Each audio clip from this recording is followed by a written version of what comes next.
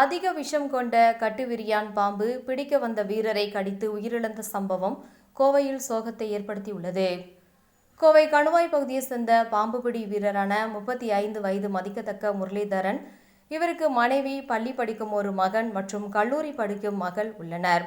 இந்நிலையில் நேற்றிரவு காளப்பநாயக்கன்பாளையத்தின் பகுதியில் உள்ள ஒரு ஒர்க் ஷாப்பில் பாம்பு புகுந்ததாக வந்த தொலைபேசி தகவல் வந்ததை தொடர்ந்து அங்கு உடனே சென்று அவர் பார்த்தபோது அங்கிருந்த மேஜையின் அடியில் சுமார் 3 அடி நீளம் கொண்ட கட்டுவிரியான் இனத்தை சேர்ந்த அதிக விஷம் கொண்ட பாம்பு என தெரிய வந்தது. பின் அந்த பாம்பை லாவகமாக வாளை பிடித்து தூக்க முயன்ற போது எதிர்பாராத விதமாக அவரை கடித்துள்ளது. அதனை பைக்குள் பிடித்து தூக்கி செல்ல முயன்ற போது நிலை தடுமாறி கீழே விழுந்துள்ளார்.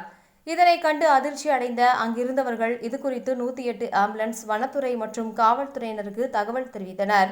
உடனே அந்த பாம்பு கடித்த இடத்தில் ரத்தத்தை வெளியேற்றியுள்ளனர். இருந்தபோதும் பாம்பு கடித்து 5 நிமிடங்களுக்குள்ளேயே சம்பவ இடத்திலேயே உயிரிழந்துள்ளார்.